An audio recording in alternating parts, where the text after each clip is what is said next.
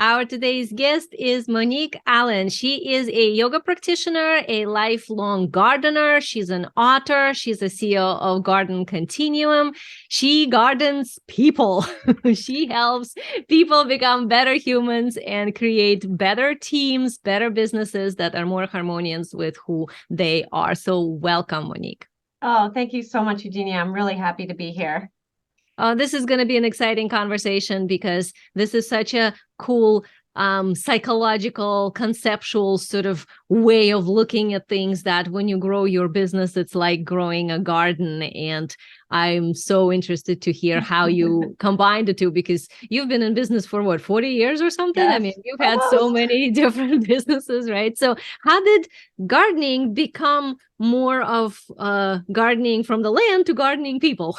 Yeah, it's a really interesting organic process. So thank you so much for having me on.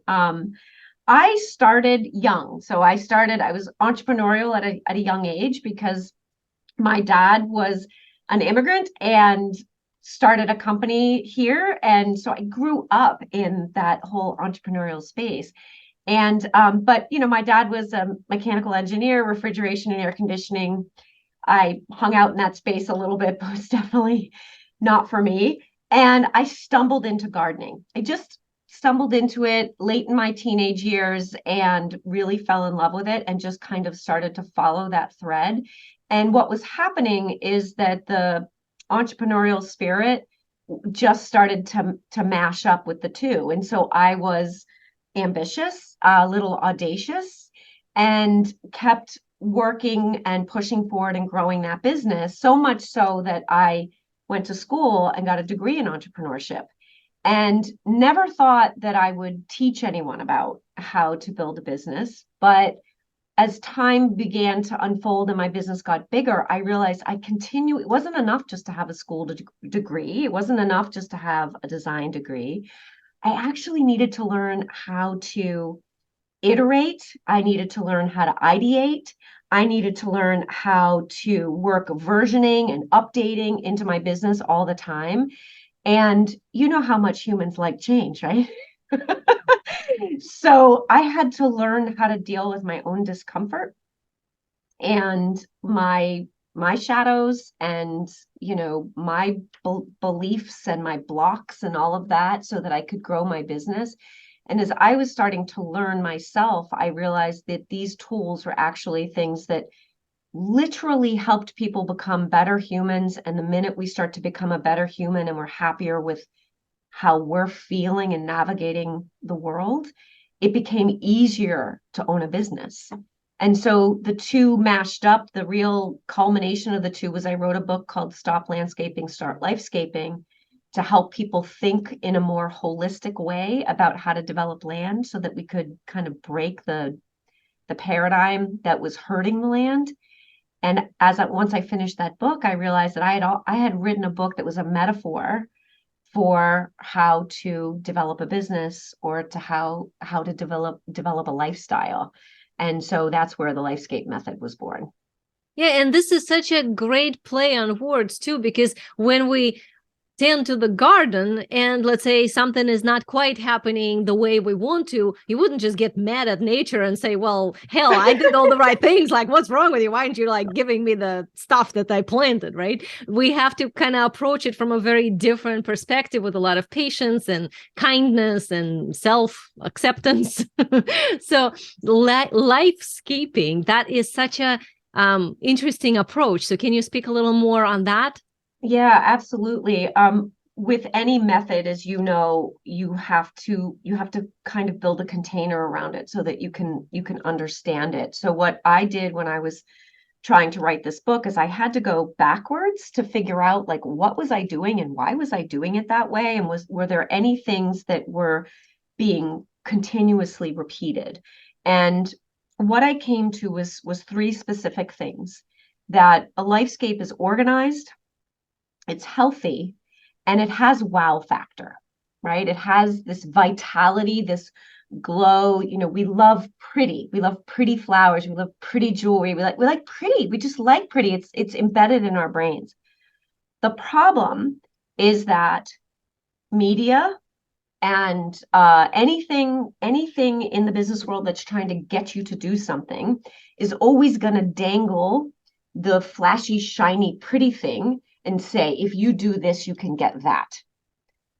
So if we think about just our health, if we want our skin to look good, we can buy makeup to cover our skin, or we can work hydration and nutrition and diet and sleep and all of that and actually have better skin and need less makeup.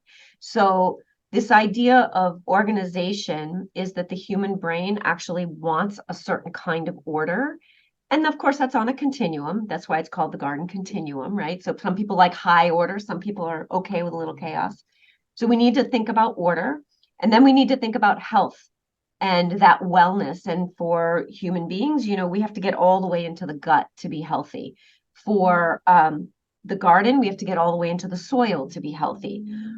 For a business, you have to get into the human construct, the culture, to get healthy, which is like the soil. And so that was the second tenet.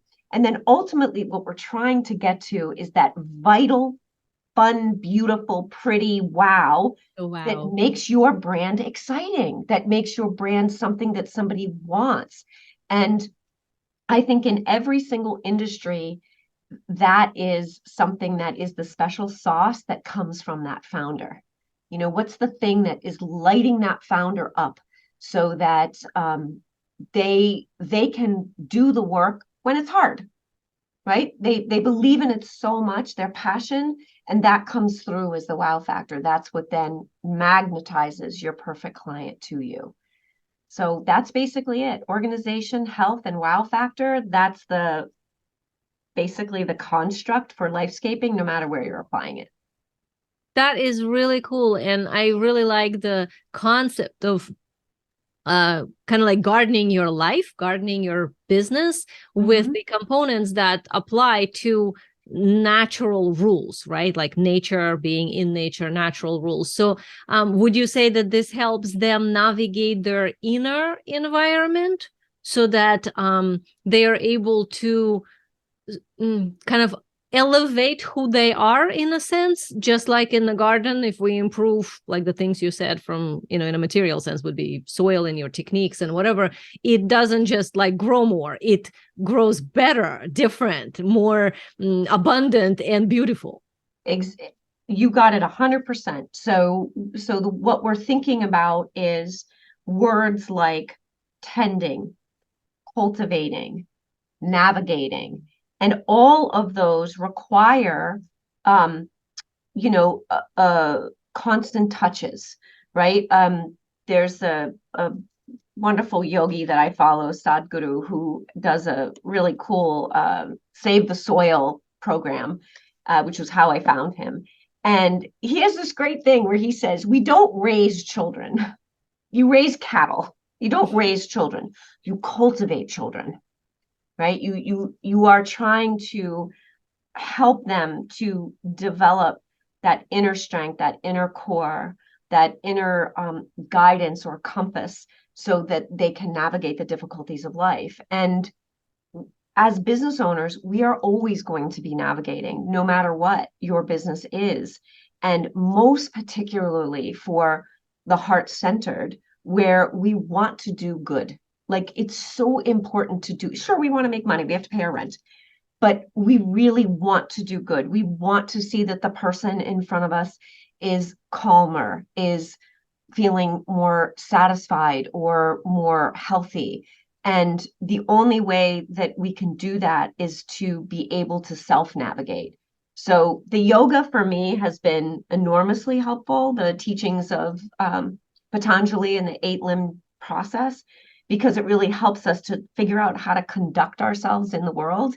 And when it's difficult, how do we remove ourselves and sit in stillness so that we can ground? And this is, for me, what I love so much about what I do, because I am an earth person. I remember one of your podcasts that I listened to, you and your guests were talking about how sometimes it can be really difficult for beautifully heart-centered people to deal with this earth. And I am somebody who is so grounded in this earth. I'm like the Sherpa to help guide you through the earth. And we do it looking at nature because nature is stunning. She's stunning and she's powerful and can rock our boats, literally. Mm-hmm. So if we're good at tending and cultivating, we become better navigators. So we tend and cultivate on the inside, and we navigate better on the outside, and we notice where we have to tend and cultivate on the outside to create the environment that's going to allow us to really spiral up to our best selves. Yeah, and I really like what you just said, the spiral up. I think a lot of times people think it's sort of like, you have to climb up and it's a direct line. And in my experience of years and years, decades of doing this, I haven't seen that. Usually it's some sort of either a quantum leap when you found a door you did not know existed, or you kind of spiral in when you go back into and something and then forward and back and then, oops, there it is. Wow, that's great. So Yeah. totally agree with that. And it's interesting what you're saying in application with growing the business from this cultivating standpoint. You can't do it alone. And I think a lot of times people try to scale their business alone and run into a wall and burnout that lives there, because it's one thing to grow your business to, let's say, 6 figures, and it's a whole other thing to what happens afterwards. It's a very different strategy. And I know for a lot of people in my audience who are not that great with the earth element like you are, who might find it very hard to manage a team, manage other people, because there's so many things that come into play, as I'm sure you know. So I know that what you do helps your clients avoid burnout because they are able to cultivate this internal something that then is expressed externally onto their business and their team. So can you kind of connect the dots for us here? Yeah, I definitely can. So my genius point, the piece for me that makes me uniquely qualified to do this, is that I have an ability to see divine order in chaos. And I think spherically. I don't think linearly. So by thinking spherically, I often jump into the quantum realm in order to think. Like it's just how I think. And so the cool thing about that is nature lives there too. And nature is constantly in a state of both chaos and order, right? It's happening simultaneously. So we have succession where Mother Nature is working in a line, right? She wants to go from a field to a forest. That's a line. But then we have weather events, and weather events break the line, knock it back down. That's the chaos, right? So we have events that create chaos, but then she just, without any anxiety or stress or anything, she just picks up where she left off and keeps going. So the idea is to begin to separate ourselves from the shoulds of the thoughts of how it should be. Like, this is how it should be. This is how business should be. And one of the biggest problems I see in business coaching is templates, blueprints, follow this map, follow this order, because you and I are different people.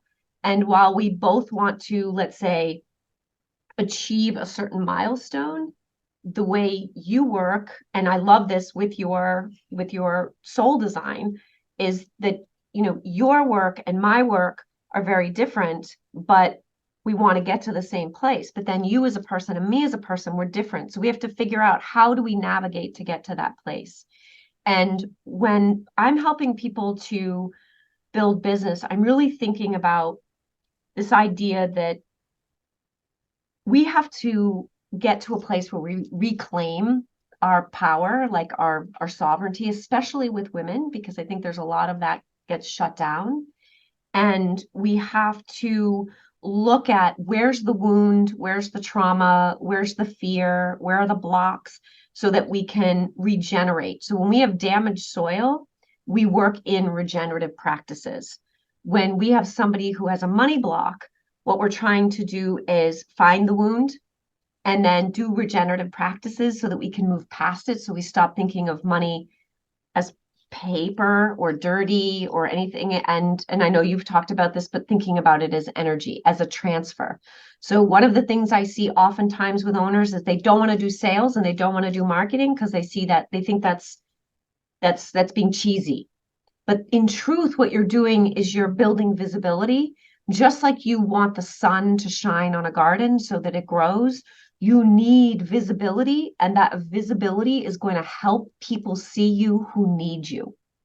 And so I'm constantly trying to connect those dots between that inner mission that somebody wants to achieve in their business, and then how they and their skill set will help them to get there, and what are the skill sets that they need to bring in. And oftentimes, in my experience, oftentimes it's breaking through that block of thinking you have to do it all yourself, like you said, and instead figuring out, how do I build my team? I am all about teams. I am so happy when I have a team. And when I find somebody that I feel is in alignment, then I hand it to them and I walk away. Like, you got this, you got this. And I've watched so many of my clients be able to just catapult, like you said, that quantum jump. You don't even know the door is there because they take the leap to a team member, whether it's a subcontracted team person or someone that they bring in, but they ask the universe for help. They get clear about the help they need. The help shows up, and then they're generous. They allow the help to actually help them. And that's where the leap happens. Oh, absolutely. And this thing you said about sovereignty too is, I agree. It's so hard for women sometimes to be sovereign because they translate that as becoming masculine. And that's kind of not the point here. And you and I both about customizing everything to the uniqueness of the client. And from my perspective, soul design, there's so many different variations of how we meant to work with people. So this piece about not just figuring out what you want, asking for it, but then also trusting to receive. Because there's so many times that people hire somebody and then micromanage it and then feel like unsupported. But then we find out that they actually did not let that person do their genius at all. Right, right. And I love what you just said about the masculine and feminine, because I think that's also a really important piece. So if you think about the world that I grew up in, my father was from the Middle East and I was the firstborn. I was very lucky that he paid attention to me, but he, mostly they want boys. And, but I was treated from day one as a capable human being, like I was a boy. And so everything I went for, I mean, I drive trucks, I drive equipment, like I can do lots of boy things. I ride a motorcycle. Like I can do lots of boy things, right? Mm-hmm. And so for a while, I sort of thought that I had to embody the masculine. But what was happening to me was that I was literally shutting down a part of me. And so I wanted to move toward the feminine, and it felt really good. But what I started to realize is I really needed them both. Like I needed to integrate them both. I needed the sun and the moon, the left and the right. I needed all of the polarity so that I could get the third thing, right? So I needed that really beautiful pull of organization and health so I could get the wow. And for me, that was when things really shifted, was that I started to realize that, yes, there are some things that we could categorize as masculine in business. We could say that the budgeting and money and all of that, we could categorize that as masculine, but we don't want to cut it out.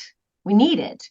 We just don't want to lead with it as our mission. If we have a mission that is more feminine in nature, softer, more cultivating, more nurturing, we want to embrace that fully, and then allow the things that we might categorize as more masculine to also be there. And that might be something you field out to somebody else.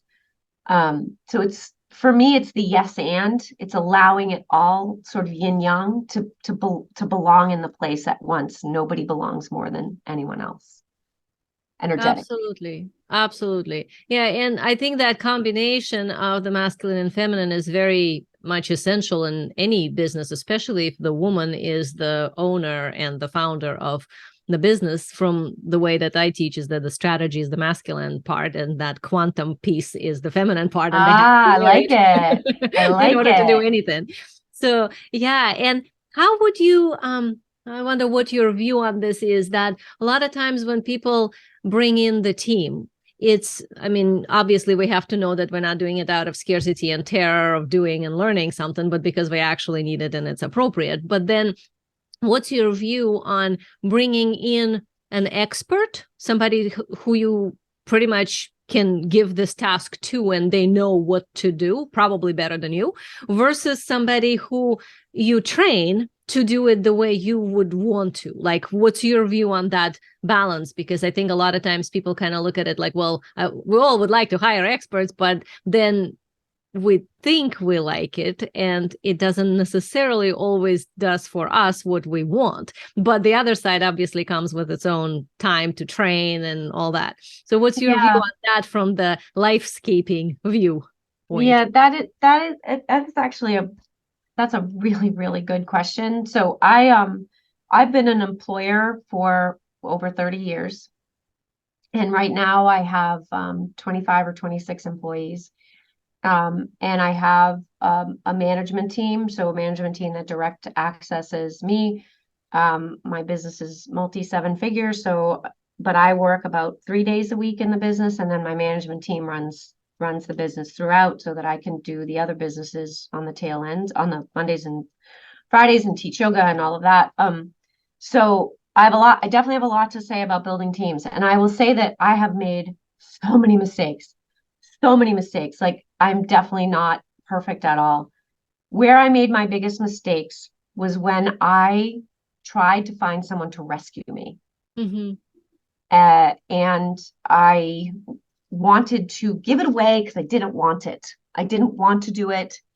And I often got into trouble because it might have worked for a while, but then I would become kind of black box to that area and I wasn't really seeing what was going on. And then I would need to like go see what was going on and be like, wait. So one of the first things that I would tell anyone to do is to get very, very clear about what lights you up and what you want to do. What is the work that you want to do most? For me, I remember when I first did this, which was probably about 20 years ago, maybe not even that long, maybe 15 years ago, I said I wanted the title creative director. I didn't want to just be a CEO and I didn't want to be a designer anymore, but I wanted to be a creative director. And what I imagined for myself was that I wanted to see the big picture. I wanted to be visioning, dreaming, and working within kind of a more amorphous space. And then I wanted to hand the vision to somebody who could make it concrete. And that was literally business shape shifting for me because I was then able to start to manifest a team that loved the nitty gritty of designing. So I think that the first step is to be very clear about what you want to do. And I love, is it Gay Hendricks? Gay Hendricks, I think. The Big Leap is the book. And he does that thing where it's like incompetence, competence, excellence, and genius.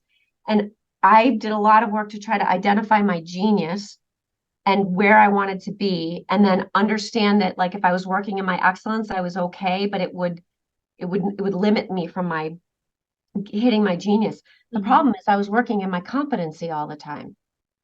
And I wasn't even getting to my excellence. So I think when we want to answer the question about whether we're hiring an expert or somebody we're going to train, we have to ask ourselves, like, if I'm training a designer and I'm a creative director, the connection works really, really well. But if I want to be a creative director and I'm hiring, let's say, a crew leader, I'm going to have to pull myself out of the realm of what I want to do. And I have to know that I'm going to carve out that time. And then I have to create a timeline to build it. So I think the answer is we do both things. We hire experts and we hire people we're going to train. We just have to make sure where we sit in that and that we're doing the work that really lights us up. At least I would say like 30% of the time, so that we can keep coming back to this and feel good about the hard work. Yeah. And this piece about the feeling good about the hard work, that is so often that I see that people do what they know they can do, what they like capable of doing, and wish that they could do more of what they're really good at. And when I work with them, and I'm sure you do the same thing, is I kind of pull out from that what they wish they could do that's really great that they know they're good at, even more like, what are you brilliant at? Like, what is your superpower? Something that's like beyond. And that's where you need to park yourself at least 30% of the time, which is interesting. You kind of said the 30 something percent in there, like 1/3 of the time. That is a better way of managing the team, because then you're not really managing, you're more like leading. Would you agree? Yeah, I would totally agree. And when we're teaching our crew leaders, we talk about leading, managing, and bossing. That there are these three, and it's a triad. And your leading is up here, and you're managing and you're bossing, but you're never managing and bossing at the same time as you're leading. So you have to be very strategic about that difference between telling somebody, asking somebody, or just showing them by your very being. And I think when I see owners spiraling up really nicely is when they begin to embody their own joy. They begin to walk around joyfully and doing their work joyfully, as opposed to like tearing their hair out. And when they're doing it joyfully, the people around them see that and they're like, oh, I want to be like her. And they start to watch and they want to emulate that. So I think we lead by example a lot, even on the negative side. So it's super important to tap into where your joy is, and whether it's your genius work or self-care. Me going off to do this yoga thing, I mean, it certainly wasn't easy. It took a lot of time. But it brings me so much joy. So even though I'm not here in the business doing it, I'm over there doing it, I come in joyful. Right. And as a coach that works directly with people in that capacity, you're translating the yoga philosophy onto essentially helping them grow their business. It seems to me from everything you said that it's almost like you're teaching them to embody their genius, because by embodying it, they naturally then rearrange their lifescape garden business into something that they desired or envisioned, right? Absolutely. And they begin to, they another great book, Let Go to Grow. It's this, we think we have to grip to grow, but you don't actually have to grip to grow. You have to let go to grow. And what I did early on was I was like, I'm letting go. I'm letting go. But this hand's still got a grip and this one's open. It's like, no, you got to let them both go. And one of the things I did in my business that I felt really, really changed things was that I narrowed my niche. I really niched down. And the way I did it was, so landscape companies, oftentimes they can get spread all over the place because they don't know anything about how to market and how to be really focused about their marketing. So they go where the work is.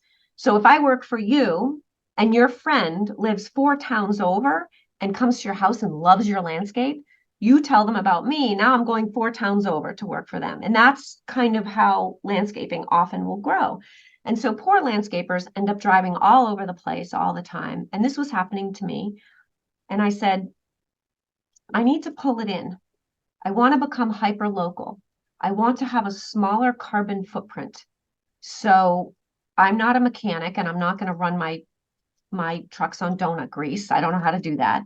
So all I can think of is drive less, put fewer miles on my car and trucks. And so I literally gave away hundreds of thousands of dollars of work over a 3-year period in order to hyper focus my company. And so now we have what's called a hyper local model, and we keep it all very, very tight. And our service model is tight. Any business can do that. We become so intentional about the people we want to serve and our genius. And we actually can completely let go of the ones that are too far, that bottom 20% or and we can let go, and we don't let go in scarcity or fear. We instead let go knowing that we're literally making space, intentionally saying, I need this client to come in. I need this solution to come in. I need this employee to come in. The universe, when you're clear, totally listens. I absolutely agree. The universe always listens. It's just we are the ones who are not clear. We're broadcasting lots of opposite things, thinking, why is it not happening? It's like, well, you're saying contradicting messages to the universe. That's why it's the universe is confused. Right. And in translation to what you said to coaching, that would be I'm sure so many coaches experience where you start to be successful and people know you and your clients begin to refer to you. A lot of times when they refer, if you're not clear about what you're actually doing and what your niche is, they refer to some part of your offer that they enjoyed, which might not have been the main thing of what you're doing, but just something that happened to be in there to enhance the offer. So now whoever they bring as a referral, that if you take that person on, that person isn't interested in what you're actually delivering. They're interested in this one little aspect. So now you're over customizing for a new person, and then again and again, and that creates kind of equivalent of driving your trucks all over the place instead of actually standing your ground in the niche that you meant to be in and picking the higher component of that niche. So I totally agree with you on that. Yeah, for sure. And there's so much satisfaction when you get to work with your ideal client, because you can be in service to their transformation, and that feels so good. But when you're at odds or opposition and there is that resistance, I mean, it's just so much work. It's more work than you need to do. So it's better to just say no, but we don't learn to say no. And so we do have to learn it in the business realm. Yeah, and to kind of bring it back to the lifescaping, that it's saying yes to life and to being open to it, which also includes handling the chaos, which is where some of the no's have to come through in order to get to larger yeses, right? Yeah, for sure. Yeah. Absolutely. And I really do think that when we're looking at it through this lens of Lifescape, that organization, healthy and wow factor, it becomes really easy. If I say yes to this, can I stay within my organizational flow, right? If I say yes to this, will I feel healthy or I feel stressed? If I say to this, does it add to sort of the wow and the flash and the yumminess of owning your own business? And if you can't say yes, that it does all those things, it's probably a no. And learning to disappoint people without taking it on as your fault. Like you're just staying true to your business. Exactly. And I still struggle with that. I still, like, honestly, I just want to say that because it's not as though, and this is why we say tending, cultivating, and navigating, because if you think about a really good ship captain, you don't go out onto the ocean and expect the ocean to be predictable, right? You learn about how weather patterns work and how the ocean responds, how your ship responds. But a good captain knows how to navigate, which means they are going to be prepared for the unforeseens. They are always asking the question, what if? And not doing it in a fear-based way, but doing it in a preparatory way. And as business owners, we choose to be entrepreneurs every day. We have to choose it every day. Just like a ship's captain will choose to go out on the ocean one more time. Yeah. This is also a very important point, that you don't have to do anything in your business. You get to do it. So it's actually meant to be a continuation of a choice and a sequence of micro choosing towards micro choosing. bigger dream. I love that. Micro choosing. Yeah, every time micro choice. And then out of that, you get this super big vision actually to materialize. And now you have your mission manifested. So yeah, this is so connected well to understanding reality from the way that my audience is looking to see it. And I think it's very beneficial what you're doing with connecting the dots for people through nature. That is a very interesting approach and unique. And I really like that lifescape concept. I think that is just awesome. So if people want to know more about you and find out how you work, we know that all the information about you is in the show notes. So there's tons of links and everything you can click, and your Lifescape lifescapecoach.com. That's the website. Lifescapecoach.com. Yep. Okay. So what do they find when they go there? Tell them. Yeah, so the Lifescape Coach, I write a blog. I write a business blog. I've been writing it for quite a while, so there's a lot of free content. I am a huge believer in open source learning, and that, generosity is just super important. So for any of your listeners who are also gardeners, I also write a garden blog, so on my other website. But I write these two blogs, one about gardening and one about business, about how to approach business. So lots about hiring, about, recruiting and hiring and team building, making sure that we stay as owners visible to our employees. So don't hide in the office, go see your employees, have one-on-ones with them. So anyone who is in the process of beginning to build a team, or they have a team and they're trying to refine or grow their team or train their team, the blog is really, really good. I work mostly with trade organization or trade type of business. So when I say that, I mean makers, people who are in the service, and they really are making things in the world.